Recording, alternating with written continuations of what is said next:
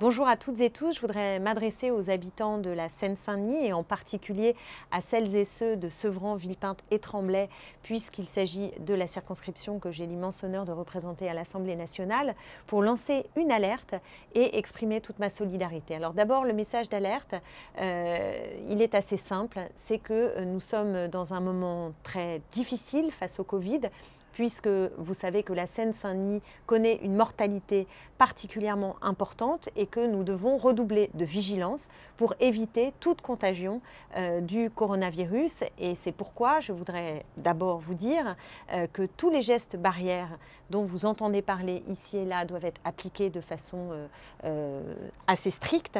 Se laver les mains le plus souvent possible quand on sort pour faire ses courses ou parce qu'on a le droit de faire un peu de sport ou de prendre tout simplement l'air dans un rayon d'1 kilomètre. Eh bien, dans ces moments-là, il faut éviter de porter les mains au visage parce que c'est comme cela qu'on peut tout simplement amener le virus par la bouche, les yeux et donc être contaminé. Donc il faut être vigilant pour cela et essayer d'être au minimum à 1 mètre des personnes que l'on rencontre. Si l'on peut avoir un masque, évidemment, c'est mieux. Et enfin, je veux dire à celles et ceux qui commencent à avoir des symptômes potentiels de la maladie, d'aller consulter. Parce que nous nous sommes rendus compte qu'une des raisons de la très grande mortalité en Seine-Saint-Denis est liée au fait que beaucoup de personnes tardent à consulter et se mettent ainsi en danger parce que la maladie est plus avancée avant que les personnes puissent être soignées. Alors, on sait que c'est lié à des habitudes, des gens qui renoncent aux soins, notamment pour des raisons économiques. Et là, je veux vraiment vous inciter à y aller parce que nous avons maintenant dans le département des centres Covid et que ces centres permettent d'accéder aux soins de façon gratuite. Donc il faut aller voir son médecin qui vous oriente vers le centre Covid, mais n'attendez pas, prenez soin de vous, c'est aussi une façon de prendre soin des autres, les deux étant liés. Donc je vous appelle vraiment à être très vigilants dans le respect des normes qui sont édictées aujourd'hui par les autorités sanitaires. Alors je sais que ce n'est pas facile, et c'est pas facile, c'est pourquoi je veux également exprimer un message de solidarité. Pas facile d'abord le confinement pour tous ceux qui vivent dans des logements qui sont tout petits, avec des familles nombreuses, pour tous ceux aussi qui à la fin du mois n'auront pas de revenus, qui n'arrivent pas à se nourrir aujourd'hui correctement. Je pense également aux anciens qui sont dans les EHPAD, ou parfois très isolés, qui ne peuvent pas voir leurs proches et qui sont en immense souffrance, souffrance psychique qui peut d'ailleurs déboucher aussi sur des souffrances physiques. Donc c'est une situation qui est évidemment préoccupante et je veux exprimer là toute mon empathie et ma solidarité. Je pense également aux étudiants. Parce que vous avez beaucoup d'étudiants qui, pour faire leurs études, avaient un petit boulot, que ce petit boulot n'est plus là et qui se retrouvent contraints pour manger, de faire face à la solidarité, en tout cas d'essayer de bénéficier de la solidarité et d'aucun autre moyen de subside. Donc c'est absolument pas facile. Pas du tout facile, et puis ma solidarité très grande, très forte, je l'exprime à l'égard des personnels soignants. Nous avons un système qui malheureusement n'est pas à niveau dans notre département parce que nous sommes sous-dotés.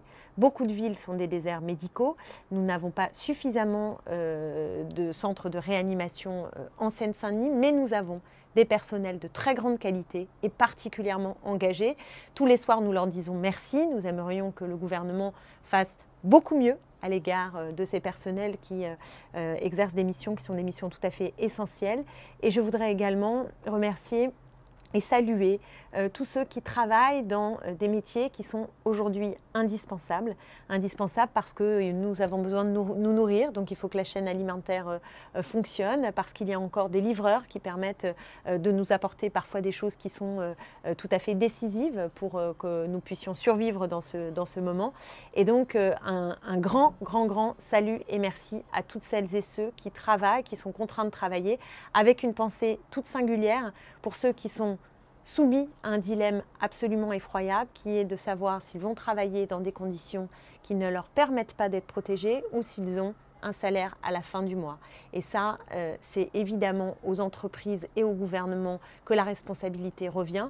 Et je ne décolère pas du fait qu'un certain nombre d'entreprises, je pense en particulier à Amazon ou à McDo, font travailler des personnels sans les protéger pour des activités qui ne sont pas essentielles dans ce moment. Nous avons encore un long tunnel de confinement. Le président de la République a annoncé que le 11 mai, peut-être, il y aurait une sortie du déconfinement. Je ne rentre pas dans le détail politique ici de ce qui m'inquiète et de ce qui n'est absolument pas prêt côté gouvernemental pour nous assurer une sortie en toute sécurité du confinement. Mais disons que, en tout cas, les semaines qui nous séparent du déconfinement sont encore longues. C'est dur, il faut réussir à tenir. C'est dur aussi parfois quand voilà, on est inquiet pour les enfants qui n'ont pas d'ordinateur pour se connecter et avoir des morceaux de cours ou des devoirs, qu'on est inquiet pour beaucoup de choses, pour des proches qui sont malades, pour des proches qui peuvent mourir. C'est tendu, c'est difficile, c'est anxiogène. Et c'est pourquoi je vous adresse à la fois beaucoup d'affection et aussi beaucoup de vigilance que je veux vous transmettre pour qu'ensemble, nous arrivions à combattre cette maladie, ce virus et à sortir de là avec peut-être des idées plus justes sur la société que nous devons construire.